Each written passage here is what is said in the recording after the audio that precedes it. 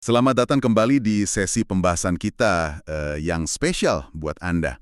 Kali ini kita mau bedah satu teks, judulnya lumayan bikin penasaran nih. Pilihannya dua lepas atau genggam erat. Menarik judulnya. Ya kan? Yang bikin unik itu dia pakai analogi visual banget. Pakai jari tangan sama gelas buat jelasin rukun Islam. Oh, pakai perumpamaan gitu ya? Betul.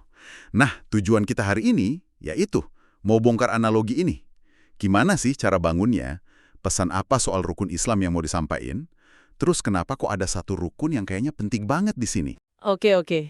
Jujur, ini cara pandang yang langsung kelihatan ya. Pakai jari kita sendiri buat coba ngertiin fondasi Islam. Oke deh, langsung aja kita gali ya. Siap. Mari kita lihat. Jadi teks ini mulainya dari konsep dasar yang kita tahu lah ya. Rukun Islam itu tiang agama. Disebut juga tiang dari ad-din kita. Fondasinya gitu ya? Iya.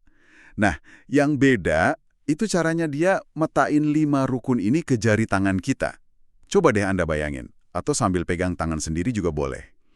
Jempol nih, yang paling gede, itu buat syahadat, rukun pertama. Fondasi utama ya, syahadat. Betul. Terus jari telunjuk, nah ini buat sholat, rukun kedua.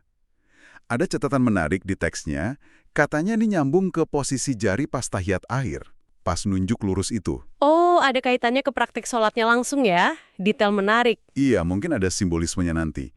Lanjut, jari tengah. Ini buat zakat, rukun ketiga. Terus jari manis, ini buat puasa Ramadan, yang keempat. Dan terakhir, kelingking, yang paling kecil, ini buat haji, rukun kelima. Pemetaan yang langsung kebayang ya.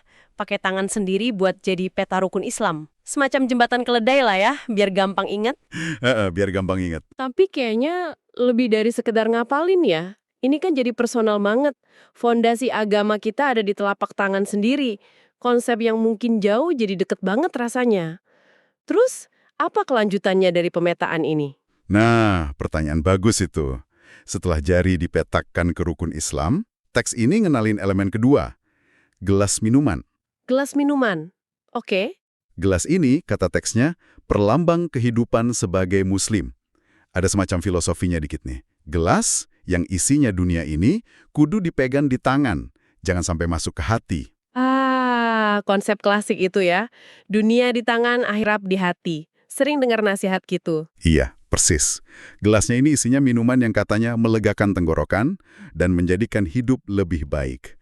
Mungkin maksudnya rezeki, fasilitas dunia gitu ya. Nah, instruksi utamanya. Pegang gelas itu pakai kelima jari, barengan. Oke, jadi 5 jari megang satu gelas.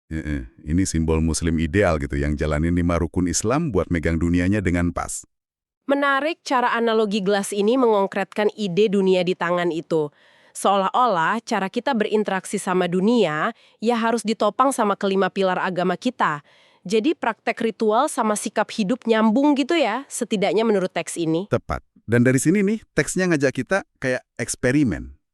Bisa dibayangin, atau kalau mau coba pakai gelas beneran juga bisa sih. Coba lepas genggaman jari satu-satu. Lihat efeknya ke gelas. Oh, ada uji cobanya. Oke, gimana hasilnya? Kita ikutin ya. Pertama, lepas jari kelingking. Tadi kan haji ya. Kata teksnya, gelasnya masih aman dipegang 4 jari lain. Masih kuat ya? Masih. Interpretasinya, kalau orang belum bisa haji, mungkin karena duitnya belum cukup gitu ya. Keislamannya, kehidupannya sebagai muslim, masih kokoh gelasnya nggak jatuh. Di sini mulai kelihatan nih alur argumennya. Ada tingkatan konsekuensi gitu ya. Lepas kelingking haji karena belum mampu, itu nggak langsung ngeruntuhin genggaman. Iya, kayak ada pemakluman kondisi gitu. Menarik sih, walau haji itu rukun kelima, teks ini kayak ngasih ruang buat kondisi belum mampu. Fokusnya ke dampak langsung ke genggaman kalau rukun ini belum jalan karena halangan. Betul. Lanjut ya. Kedua, lepas jari manis. Ini puasa Ramadan. Hasilnya sama aja.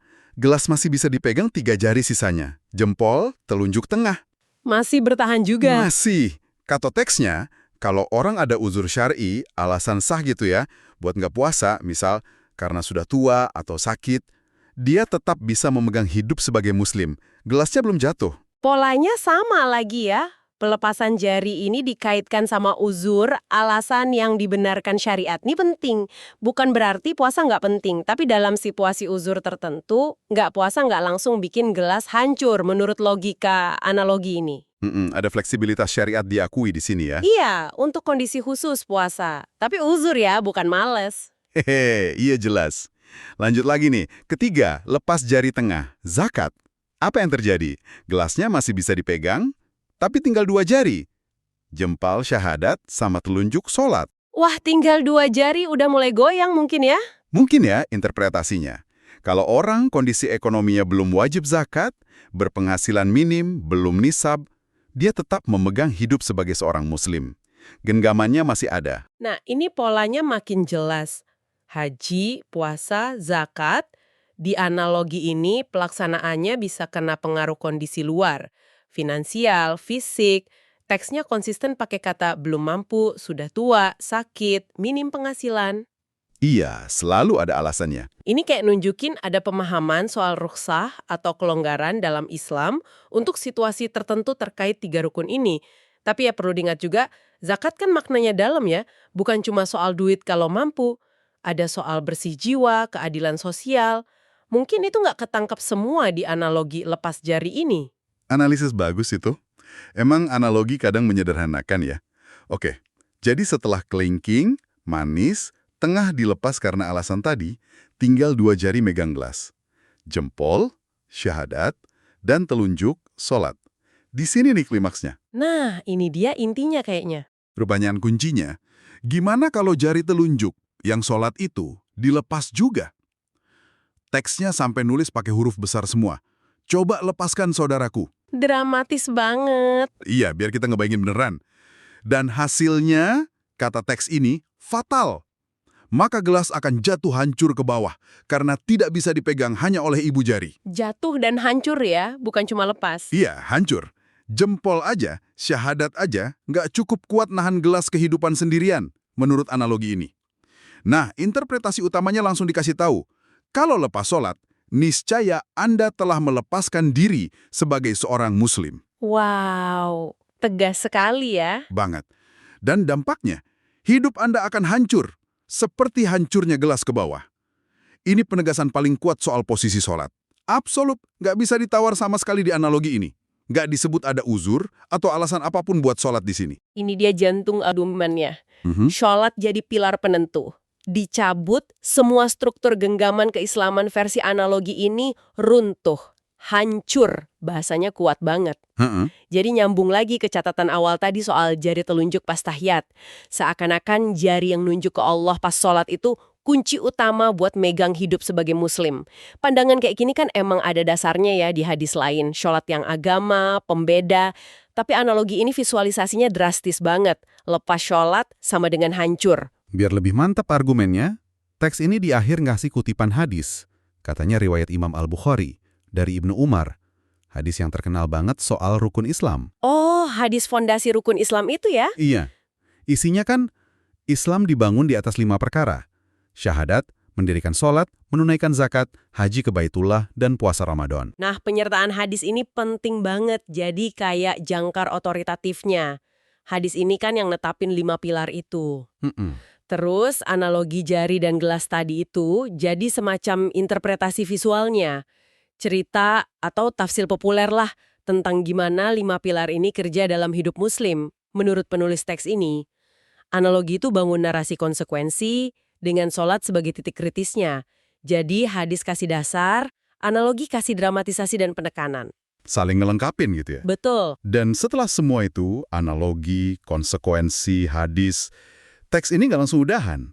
Ditutup pakai pertanyaan retoris buat pembaca, buat Anda nih. Mari kita berpikir mau lepas atau genggam erat-erat keislaman Anda. Langsung nanya ke kita. Nah, ini teknik persuasi yang efektif biasanya. Udah dibangun argumennya, puncaknya gambaran kehancuran, terus dilempar balik ke pembaca, biar pesannya nancap. Biar mikir gitu ya. Iya, biar jadi refleksi pribadi. Mungkin tujuannya ya buat nguatin komitmen ke rukun Islam, terutama sholat, sesuai logika yang tadi dipaparin. Kayak pukulan terakhir biar pesannya keinget terus. Oke. Kita coba rangkum sedikit ya apa yang udah kita obrolin. Kita udah lihat gimana teks ini pakai analogi jari genggam gelas buat gambarin rukun Islam. Visual banget. Mudah dicerna ya. Iya. Kita lihat juga gimana analogi ini kayak ngasih ruang buat haji, puasa, zakat kalau ada kondisi nggak mampu atau uzur. Tapi penekanan paling keras itu di sholat. Pilar absolut yang kalau dilepas, wah, hancur hidup muslim menurut analogi ini. Jadi apa ya artinya ini buat kita, buat Anda? Pesan utamanya itu tadi, ada semacam hierarki konsekuensi kalau ninggalin rukun Islam menurut kerangka teks ini. Kondisi hidup bisa ngaruhin haji, puasa, zakat, tapi ninggalin sholat itu digambarin sebagai sesuatu yang ngerusak identitas dan genggaman keislaman secara fundamental. Sentralitas sholatnya ditekankan banget ya. Banget. Sholat jadi syarat mutlak buat jaga keutuhan sebagai muslim dalam perspektif analogi ini. Ya perlu diingat ini kan satu cara pandang ya, yang disampaikan lewat analogi yang retorikanya kuat. Bener juga. Analogi ini emang kuat banget nyampein pesannya. Nah ini mungkin jadi pertanyaan penutup nih buat Anda renungkan. Gimana sih analogi kayak gini? Yang pakai visual sederhana, jari sama gelas, buat konsep teologi sedalam rukun Islam, itu bisa ngaruh nggak ke cara Anda pribadi memahami, merasakan, atau mungkin ngejalanin keyakinan sehari-hari? Pertanyaan menarik. Apa sih kekuatan dari penyederhanaan kayak gini? Buat bantu paham, buat motivasi. Tapi di sisi lain, ada batasannya nggak? Mungkin nggak sih, karena sederhana, jadi ada kedalaman lain, nuansa lain, aspek spiritual lain dari tiap rukun yang nggak terwakili cuma sama megang atau lepas jari. Bisa jadi ya, sesuatu untuk dipikirkan. Nah, pertanyaan itu kami tinggal buat Anda renungkan ya. Makasih banyak udah nyimak pembahasan kita kali ini. Semoga ada hal baru atau pemikiran yang bisa dibawa pulang. Sampai ketemu lagi di sesi berikutnya.